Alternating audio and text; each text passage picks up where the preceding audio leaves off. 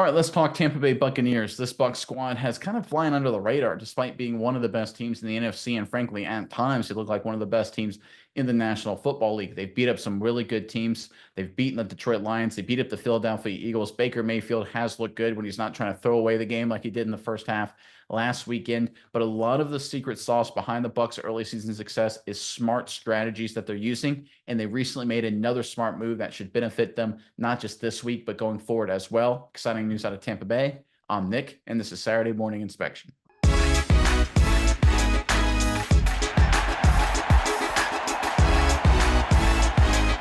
All right, this Buccaneers squad has kind of been flying under the radar, like I said, but they're a good team. Again, they won a playoff game last year. I don't know how they don't get the respect they deserve. This is a good football team, and they're only getting better. And a big part of that is, once again, smart moves made by the leadership, by the coaching staff, and how they manage personnel, how they manage players.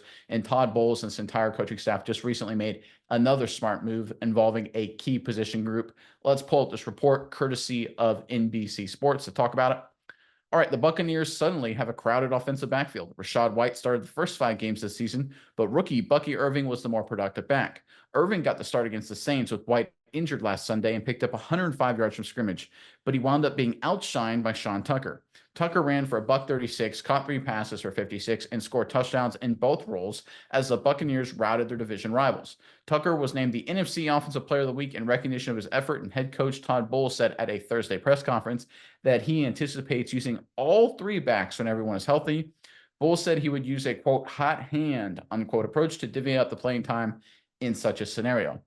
That is 100% the smart move to make for any number of reasons. You talk about load management at running backs. You talk about the best matchups, hot hand, whoever's playing the best, whatever it may be. This is, again, smart move by the Buccaneers coaching staff. Todd Bowles once again proves he's up to the task leading a winner. Miles, I'm curious what your thoughts are on this. But first, Bucs fans in the comment section below, big challenge. Monday night, you got the Baltimore Ravens. The Ravens started 0-2, but they've been world beaters ever since. They're playing great football. Lamar Jackson's up to an MVP level once again. Tough game for you guys, but a big chance to make a huge statement on primetime. Give us your prediction, final score, Bucs, Ravens, in the comment section below. Really curious what you guys have to say there. But Miles, I will throw it over to you now. What are your thoughts on this latest news out of Tampa Bay?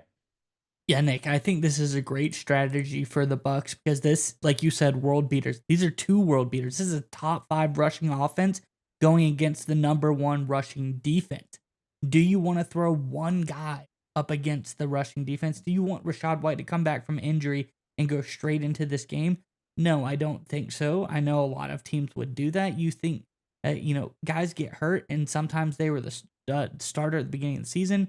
They come back from injury. Even if somebody's been doing well, they might try to give them the spot back. You see right now with Steelers, with their quarterbacks. Justin Fields came in. Russell Wilson hurt at the beginning of the season. He was the de facto starter at that time. Fields doing pretty good, but now they're thinking about putting Wilson back. A lot of people are giving pushback on that. I think the Bucs made the right move here. You got a guy in Tucker who recently, this past game, looks phenomenal, 8.9 yards per carry on average. He had an absolutely stellar game. But a guy named Bucky Irving, who's been doing better more consistently throughout this season, is 5.7 yards per carry on 58 carries. He's doing absolutely phenomenal. 3 big-time runs, 2 touchdowns by him. I don't think these guys deserve to be cut out of the backfield. And I think you're probably going to need all 3 of them against the Baltimore Ravens. You got to keep fresh legs against a top-tier rushing defense like that. It is going to help Baker Mayfield out, open up the pass if you can establish the run. I think you're going to need all 3 of these guys to open up the run against the Ravens. So I think Bowles, like you said, shows he's up for the task.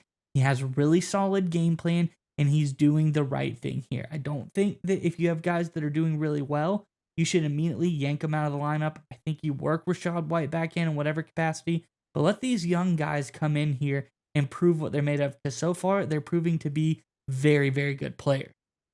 Yeah, I agree with everything you said, but I also like the hot hand strategy Monday night by using the running backs in the passing game. Because if you try and go downhill mano a mano against Baltimore, you're going to lose. But teams have had success throwing the football, especially when they spread it out and attack this defense.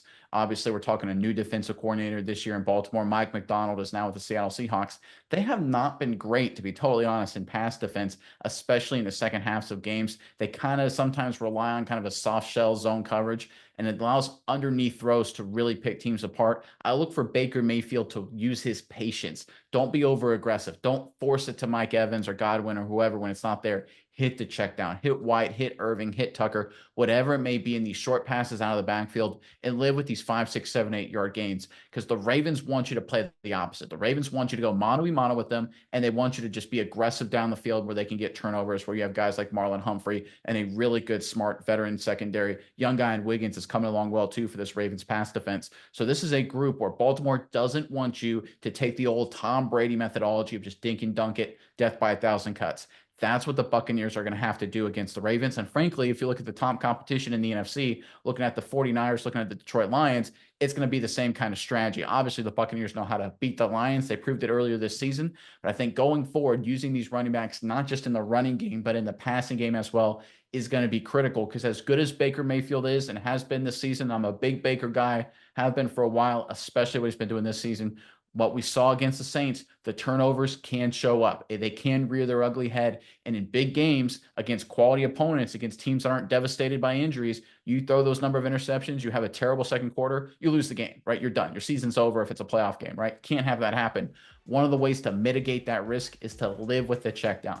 Hit Bucky Irving for 6 yards, hit White for 3, hit Tucker for 6, get to 2nd and 4, 2nd and 5, and move on with your life. That option for Baker Mayfield will be critical in big game matchups going forward, and we'll see it, I think, come to fruition this Monday night.